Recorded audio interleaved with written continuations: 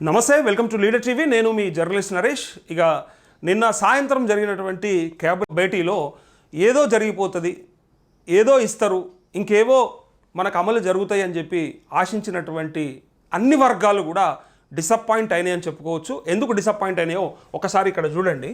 ఇక్కడ నిన్న క్యాబినెట్ భేటీకి సంబంధించి ఫస్ట్ వార్త చూద్దాం, వీళ్ళు ఏం రాసిరో చూద్దాం. ఉద్యోగులకు 2 DAలు, ఒకటి ఇప్పుడు, మరొకటి వచ్చే ఏడాది ఏప్రిల్లో. అంటే ఎప్పుడో వచ్చేదాన్ని ఇప్పుడే అకౌంట్లు వేసుకున్నారు అన్నట్టు. అంటే మేము ఇంకా పిల్ల పుట్టకముందే కుల్లగుట్టినట్టు, ఇంకా ముందరున్నది ఇస్తాము అన్నట్టు. ఏందో దీన్ని నమ్మాలిగా మనం. ఉద్యోగుల ఆరోగ్య పథకానికి ట్రస్టు బిల్లుల క్లియరెన్స్కు ప్రతి నెల 700 కోట్లు, రిటైర్డ్ ఉద్యోగులను మళ్ళీ తీసుకోం.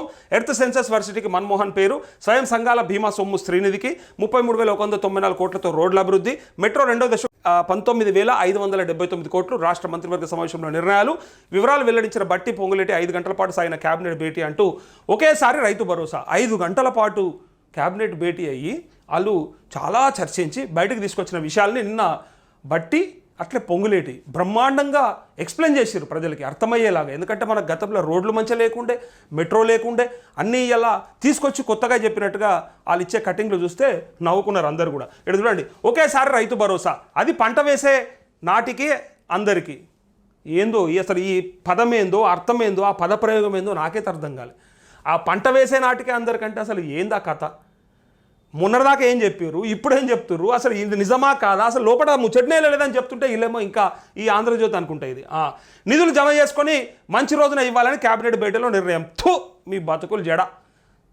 నిధులకు మంచి రోజులు ఏంది, జమ చేసుడు ఏంది, అదైనా ముహూర్తమా, దానికన్నా జాతకం చూసేది ఉందా, దాన్ని ఆ రోజే వేయాలని ఏమన్నా రాసి పెట్టింది ఉందా? గతంలో ఇట్లా చూసుకుంటూ పోవాలంటే ఎన్నేళ్ళు పడుతుండే. ఒకవేళ గతంలో అన్నిసార్లు వచ్చింది కనుక మంచి రోజులు చూసుకుంటూ పోతే ఎప్పుడు అంతుండే మనకు అసలు.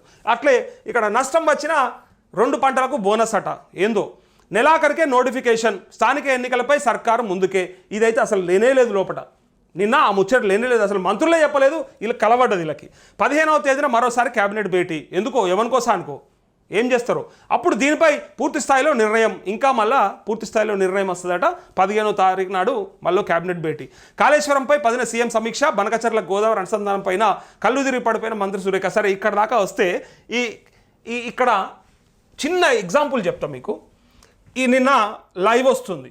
ఏ లైవ్ వస్తుంది? ఈ క్యాబినెట్ భేటీకి సంబంధించిన లైవ్ వస్తుంది. జనరల్గా ఆ పార్టీ అంటే ఆ ప్రభుత్వం సంబంధించిన కనీసం ఆ పార్టీకి సంబంధించిన కార్యకర్తలను కింద అబ్బా జై రేవంత్ రెడ్డి 3 రంగుల జెండా బట్టి సంథింగ్ ఏవో కామెంట్లు పెట్టుకోవాలి. లెక్కకైతే మా అన్న పులి, మా అన్న సింహం అని పెట్టాలి. అది విడిచిపెట్టి వేరే వాళ్ళందరూ వచ్చి ఏం పెట్టారు ఒకసారి చూడండి. మీకు ఇది తెలవాలి. ఎందుకు తెలవాలని అంటున్నా అంటే పబ్లిక్ సమస్యలు ఏమున్నాయో వాళ్ళకై వాళ్ళు అడుగుతూ ఉన్నారు డైరెక్ట్గా. వాటి గురించి ఎందుకు చర్చ చేయారని నేను అడుగుతా ఉన్నా. ఇక్కడ చూడండి, కామెంట్స్ చూడండి అంతే. ఎక్కడ ఎంప్లాయీస్ అసోసియేషన్ ప్రెసిడెంట్ చూడరా బాబు, ఒక్క DAకి 6 months అంట. వాళ్ళ క్వశ్చన్స్ ఇవి. ఇది పబ్లిక్ క్వశ్చన్స్. ఆర్టీసీ గురించి ఏం చెప్తారు?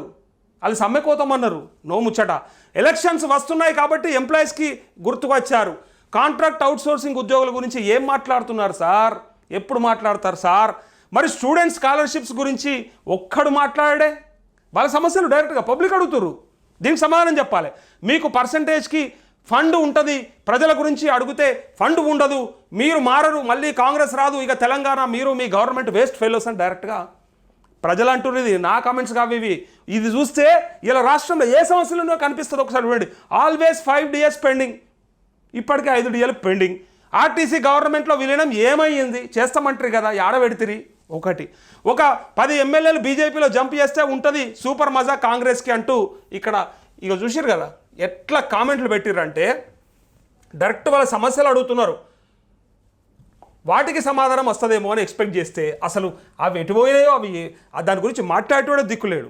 ఇగో ఇచ్చింది 1 DA, చెప్పేది 2 DAలు. ఆర్టీసీ ఎంప్లాయీస్ని సమ్మె విరమించడం అంటారు. మరి వారికి ప్రభుత్వం పక్షాన మరి మాకు ఏం హామీ ఇచ్చారని డైరెక్ట్గా ఆర్టీసీ వాళ్ళు అడుగుతారు. జీవోస్ అసోసియేషన్ జేఏసీ ఎక్కడ?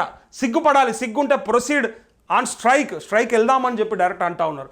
పంచాయతీ ఎలక్షన్స్లో చూడండి మీరు, ఒక్క సీటు కూడా రాదు, స్కామ్గ్రెస్ గవర్నమెంట్ అంటూ. అవుట్సోర్సింగ్ ఏదో అవుట్సోర్సింగ్కి సంబంధించి ఆయన అవుట్సోర్సింగ్ ఉద్యోగాలకు సంబంధించి కాంట్రాక్ట్ ఉద్యోగులకు సంబంధించి 6 నెలల తర్వాత ఇచ్చే డిఏ కలుపుకొని ఇప్పుడు చెప్పుకొని మేము 2 డిఏలు ఇచ్చినామని చెప్పుడు డప్పు కొట్టుకుంటారు. ఇదేమో విచిత్రమో అని చెప్పి అంటా ఉన్నారు. ఇదేం విచిత్రమో ఎప్పుడో ఇచ్చేదానికి మీది ప్రజల ప్రభుత్వం కాదు సార్, ప్రజలను ముంచే ప్రభుత్వం సార్. రిటైర్డ్ ఉద్యోగులు రావాల్సిన బకాయిల గురించి ఏం చెప్పలేదు, ప్రభుత్వానికి నూకలు జల్లినట్టు అయింది. గెలిపించుకున్నందుకు మంచిగా బుద్ధి చెప్పారు అంటూ ఇక్కడ ఓన్లీ ప్రజల ప్రశ్నలు మాత్రమే ఉన్నాయి, దానికి సమాధానం ఇచ్చేటోళ్ళు లేరు. ఇది ఓన్లీ లైవ్ కింద వచ్చింది, నో పిఆర్సీ లేదు. ఈ 2 డిఏల గురించి 317 గురించి నిర్ణయం తీసుకోకపోవడం సిగ్గుచేటు.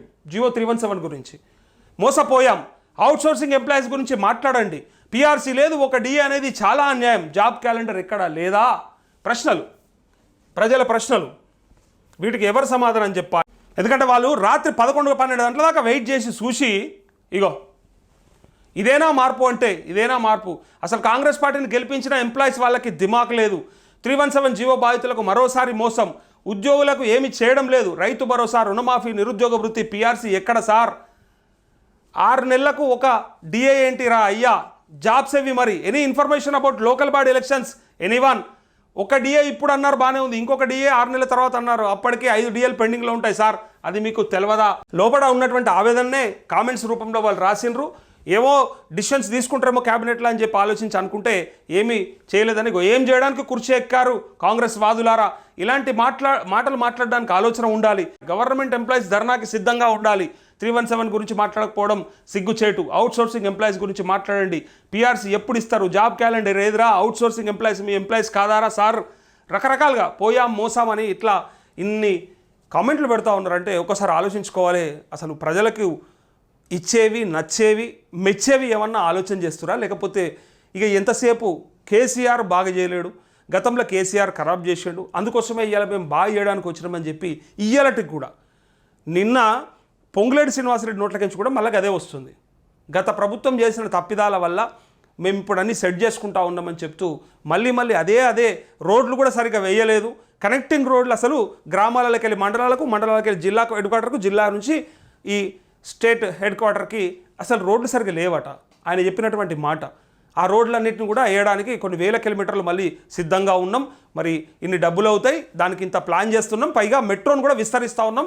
ఇక్కడ నుంచి అక్కడికి, అక్కడ నుంచి ఇక్కడికి 2-3 పేర్లు చెప్పి కేంద్ర ప్రభుత్వం నుంచి కూడా కొంత ఎక్స్పెక్ట్ చేస్తూ ఉన్నాం. వాళ్ళ భాగస్వామ్యంతో చేయాలి ఆ మెట్రో. దానికి ఇక్కడ ఉన్నటువంటి ఆ 2 మంత్రులు కానీ, ఇటు ఈటల రాజేందర్ను కానీ, ఎందుకంటే ఆయన పరిధిలో కూడా వస్తుంది అన్నట్టు ఎంపీగా. సో మల్కాజిగిరి పరిధిలో వచ్చే ఆ మెట్రో ఏదైతే ఉందో దానికి సంబంధించి ఆయనతోని ప్లస్ బండి సంజయ్ అట్లా కిషన్ రెడ్డి ముగ్గురుతోని హెల్ప్ తీసుకొని మళ్ళా మెట్రోని చేస్తామని చెప్పి అసలు వాళ్ళు ఎందుకు కూర్చున్నారు? ఏం చేసారు? ఛాయలు కాఫీలు తాగి బిస్కెట్లు తిని సపడేకపోయినరా? ఆ మాత్రం దానికి అసలు అది ఏం పెట్టుకున్నట్టు? అవి ఏం నిర్ణయాలు? క్యాబినెట్ నిర్ణయాలు అంటే ఎట్లా ఉండాలి? ప్రజల జీవితాలను మార్చే విధంగా ఉండాలా, లేకపోతే మీ జేబులు నిండేలాగా ఉండాలనా అని చెప్పి ప్రజలు మిమ్మల్ని విమర్శిస్తూ ఉన్నారు, డైరెక్ట్గా చెప్తా ఉన్నారు. దానికి సమాధానం చెప్పుకోవాల్సిన బాధ్యత ప్రభుత్వం మీద ఉన్నది.